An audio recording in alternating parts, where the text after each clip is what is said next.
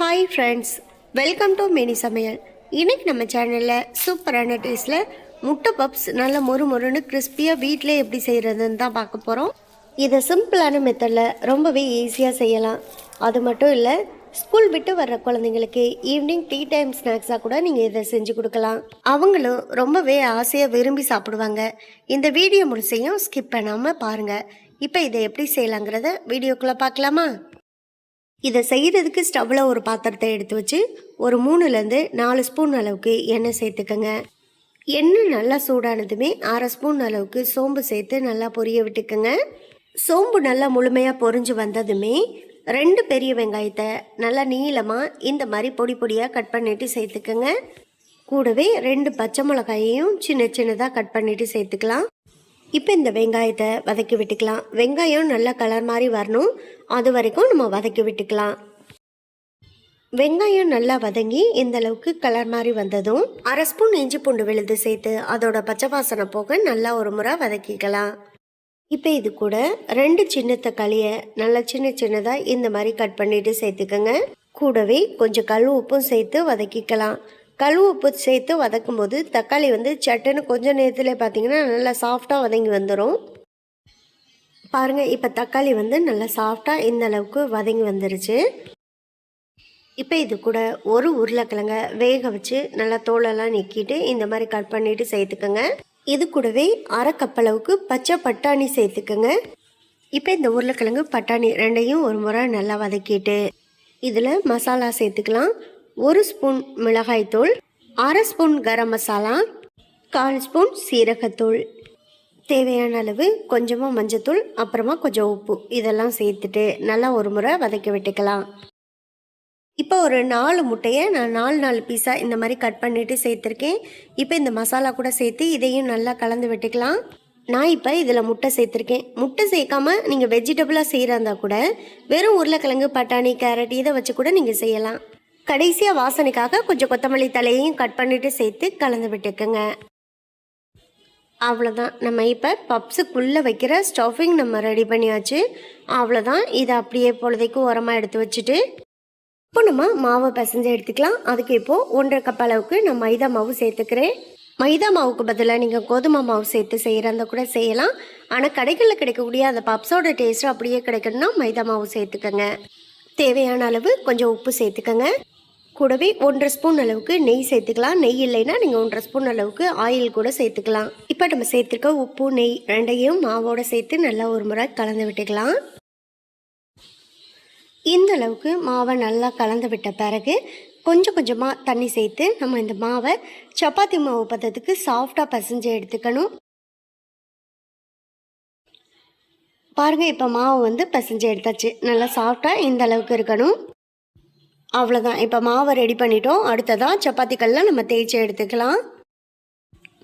அதுக்காக சப்பாத்தி கல்லை கொஞ்சம் மாவு தெளிச்சிட்டு அது மேலே ஒரு உருண்டை எடுத்து வச்சு இப்போ சப்பாத்திக்கு எப்படி மாவை தேய்ச்சி எடுப்போமோ அதே போல் நைஸாக நம்ம தேய்ச்சி எடுத்துக்கலாம். பாருங்கள், இப்போ நல்லா தேய்ச்சி எடுத்தாச்சு. மாவு நல்லா சாஃப்டாக இந்த மாதிரி நம்ம தேய்ச்சி எடுத்துக்கணும். அப்போ தான் நல்லாயிருக்கும். இதே போல் மீதம் இருக்க மாவு எல்லாத்தையுமே நம்ம தேய்ச்சி எடுத்துக்கலாம். இப்போ நம்ம ஒரு பேஸ்ட்டு ரெடி பண்ணிக்கணும். அதுக்காக ஒரு பவுலில் 2 ஸ்பூன் அளவுக்கு மைதா மாவு சேர்த்து அது கூட 1 ஸ்பூன் அளவுக்கு நெய் சேர்த்துக்கோங்க. அதுக்கப்புறமா 2 ஸ்பூன் அளவுக்கு ஆயில் சேர்த்துக்கோங்க. சேர்த்து நல்லா பேஸ்ட்டாக கலந்து எடுத்து வச்சுக்கணும். பாருங்கள், இந்த அளவுக்கு பேஸ்ட்டாக கரைச்சி தனியாக எடுத்து வச்சுக்கோங்க. அடுத்ததான் இப்போ சப்பாத்திக்கல்ல நம்ம தேய்ச்ச மாவை திரும்பவும் எடுத்து வச்சு இது மேலே நம்ம ரெடி பண்ணி வச்சுருக்க பேஸ்ட்டு கொஞ்சம் கொஞ்சமாக ஒரு ப்ரஷ் வச்சோ இல்லை ஸ்பூன் வச்சோ இந்த மாதிரி ஃபுல்லாக அப்ளை பண்ணிக்கலாம். இப்போ இந்த அளவுக்கு அப்ளை பண்ணிவிட்டு திரும்பவும் இன்னொரு மாவு நம்ம தேய்ச்ச மாவையும் அது மேலே எடுத்து வச்சு இப்போ இது மேலேயும் நம்ம ரெடி பண்ணி வச்சுருக்க பேஸ்ட்டை கொஞ்சம் கொஞ்சமாக இந்த மாதிரி அப்ளை பண்ணிக்கலாம். இதே போல் ஒரு 4 பீஸை ஒன்று மேலே ஒன்றா வச்சு இதே போல் நம்ம பேஸ்ட்டாக அப்ளை பண்ணிக்கணும். இப்போ 4 பீஸும் நல்லா சேர்த்த பிறகு கொஞ்சமாக மாவை மேலே போட்டு விட்டுட்டு இந்த சைடெல்லாம் எடுத்து அழகாக இந்த மாதிரி மடிச்சிருங்க. இப்போ மடித்து வச்சுருக்க இந்த மாவை திரும்பவும் சப்பாத்தி கட்டை வச்சு நல்லா இந்த மாதிரி நைஸாக தேய்ச்சிக்கங்க. அதுக்கப்புறமா இந்த பக்கம் ஓரத்தையும் அடுத்ததாக ஆப்போசிட்டில் இருக்க இந்த பக்கம் ஓரத்தையும் எடுத்து மடிச்சுட்டு இப்போ திரும்பவும் சப்பாத்தி கட்டை வச்சு நல்லா நைஸாக மாவை தேய்ச்சி எடுத்துக்கலாம். இப்போ இதை நல்லா அகலமாக நம்ம தேய்ச்சி எடுத்துக்கணும்.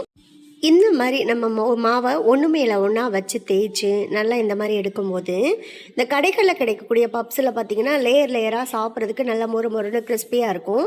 அந்த மாதிரி நமக்கு ஃபார்ம் ஆகி வரணும். அதுக்காக தான் ஒன்று மேலே ஒன்றா வச்சு இந்த மாவை ஒன்றா தேய்ச்சி எடுத்துக்கிறோம். அந்த மாதிரி இருக்கும்போது பப்ஸு நல்லா லேயர் லேயராக நமக்கு சாப்பிட்றதுக்கு சூப்பராக வரும். இப்போ 4 சைடு ஓரத்தையுமே நம்ம கட் பண்ணி எடுத்துக்கலாம். இப்போ நம்ம இதை ஒரு 6 பீஸாக கட் பண்ணி எடுத்துக்க போகிறோம். அதாவது இதில் நம்ம தாராளமாக 6 பப்ஸு நம்ம இதில் செய்யலாம். பாருங்கள் எந்த மாதிரி கட் பண்ணுறேன்னு. இந்த மாதிரி 3 பீஸாக போட்டுக்கோங்க. அதுக்கப்புறமா நடுவில் கட் பண்ணிங்கன்னா இந்த மாதிரி 6 பீஸ் நமக்கு கிடைக்கும். இப்போ இந்த ஒவ்வொரு பீஸ்லையுமே நம்ம ஒவ்வொரு பப்ஸு செய்யலாம். அவ்வளோதான். இப்போ இது எல்லாத்தையுமே தனியாக ஒரு பிளேட்டுக்கு மாற்றி எடுத்து வச்சுட்டு இப்போ நம்ம பப்ஸு செய்ய ஆரம்பிக்கலாம். இப்போ இதிலேருந்து நான் ஒரு பீஸ் எடுத்திருக்கேன் பாருங்கள். இதையுமே நம்ம லைட்டாக ஒரு சப்பாத்தி கட்டை வச்சு தேய்ச்சி எடுத்துக்கலாம். அவ்வளோதான். இந்த அளவுக்கு தேய்ச்ச பிறகு நம்ம ரெடி பண்ணி வச்சுருக்க ஸ்டஃபிங் 1.5 ஸ்பூன் அளவுக்கு இதில் எடுத்து வச்சுக்கலாம். எடுத்து வச்சுட்டு ஓரங்களில் கொஞ்சமாக மைதா மாவை பேஸ்ட்டாக அப்ளை பண்ணிக்கோங்க. அப்ளை பண்ணிவிட்டு இப்போ இந்த சைடு மாவை எடுத்து அப்படியே இந்த ஓரங்களில் நம்ம பேஸ்ட் அப்ளை பண்ணியிருக்க இடத்துல ஒட்டி விட்டுக்கலாம். இந்த மாதிரி ஒட்டி விட்டுக்கணும். உள்ளே வச்சுருக்க ஸ்டஃபிங் வெளியில் வந்துடக்கூடாது. அந்த அளவுக்கு நல்லா ஒட்டிட்டு பாருங்கள் இந்த அளவுக்கு ரெடி பண்ணிட்டோன்னா அவ்வளோதான். இப்போ இதை அப்படியே ஒரு பிளேட்டுக்கு மாற்றிக்கலாம். இதே போல் மீதம் இருக்க எல்லாத்தையுமே நம்ம செஞ்சு எடுத்துக்கலாம். அடுத்து எல்லாத்தையுமே நம்ம ரெடி பண்ணிவிட்டு ஸ்டவ்வில் ஒரு பாத்திரத்தில் எண்ணெயை சூடு பண்ணிக்கோங்க. ஸ்டவ்வை மீடியம் ஃப்ளேமில் வச்சுட்டு எண்ணெயை மீடியமாக நம்ம சூடு பண்ணிவிட்டு இப்போ இதில் நம்ம ரெடி பண்ணி வச்சுருக்க பப்ஸ் ஒவ்வொன்றா இதில் சேர்த்துடலாம். ஃபஸ்ட்டு இப்போ நான் 3 பப்ஸு தான் சேர்த்துருக்கேன். இது நல்லா வேகட்டும். அப்புறமா அடுத்தடுத்து சேர்த்துக்கலாம். ஒரு பக்கம் லைட்டாக ஒரு கோல்டன் கலரில் செவந்து வந்த பிறகு நம்ம இன்னொரு பக்கமும் இதை திருப்பி விட்டுக்கலாம். அவ்வளோதான். இதே போல் 2 பக்கமே நல்லா ஒரு கோல்டன் கலரில் செவந்து மொறுன்னு கிறிஸ்பியாக வர வரைக்கும் நம்ம நல்லா திருப்பி மாற்றி மாற்றி போட்டு வச்சுக்கணும். அதே போல் பாருங்கள் நம்ம எந்த அளவுக்கு மாவை நல்லா ஒன்று மேலே ஒன்று வச்சு தேய்ச்சோமோ பப்ஸ் எல்லாமே எவ்வளோ அழகாக லேயராக ஃபார்ம் ஆகி வருதுன்னு பாருங்கள். இப்போ நம்ம எல்லா பக்கமே நல்லா ஒரு கோல்டன் ப்ரௌன் கலரில் வெந்து வந்தோடனே நம்ம இதை வெளியில் எடுத்துக்கலாம். பாருங்கள் எவ்வளோ கிறிஸ்பியாக மொறுன்னு சூப்பராக வந்திருக்குன்னு பார்க்கும்போதே தெரியும். இந்த முட்டை பப்ஸை கடைகளில் வாங்குறத விட வீட்டிலே நம்ம சிம்பிள் அண்ட் டேஸ்டியாக செஞ்சு முடிச்சிடலாம். இப்போ இதை நம்ம எண்ணெயெல்லாம் வடிச்சிட்டு வெளியில் எடுத்துக்கலாம். பாருங்கள் இப்போ ஒன்று எடுத்து உங்களுக்கு உடச்சி காமிக்கிறேன். பாருங்கள் எவ்வளோ கிறிஸ்பியாக க்ரன்ச்சியாக நல்லா மொறுன்னு சூப்பராக நமக்கு முட்டை பப்ஸு ரெடியாகி வந்திருக்குன்னு பாருங்கள். மிஸ் பண்ணாமல் நீங்களும் ட்ரை பண்ணி பாருங்கள். ட்ரை பண்ணி பார்த்துட்டு எப்படி வந்துச்சுங்கிறத கமெண்ட் பாக்ஸில் சொல்லுங்கள். இந்த வீடியோ உங்களுக்கு பிடிச்சிருந்தா இந்த வீடியோவை லைக் பண்ணி நம்ம சேனலை மறந்துடாமல் சப்ஸ்கிரைப் பண்ணிக்கோங்க. சப்ஸ்கிரைப் பண்ணும்போது பக்கத்தில் உள்ள பெல் ஐக்கானை கிளிக் பண்ணி வச்சிட்டிங்கன்னா நான் போடக்கூடிய குக்கிங் வீடியோ எல்லாமே உடனுக்குடனே உங்களுக்கு சேரும். உங்கள் ஃப்ரெண்ட்ஸ் அண்ட் ரிலேட்டிவ்ஸ் எல்லாருக்கும் ஷேர் பண்ணுங்கள். இதே போல் அடுத்தடுத்து நல்ல நல்ல வீடியோவில் சந்திப்போம். ஓகே, பாய்.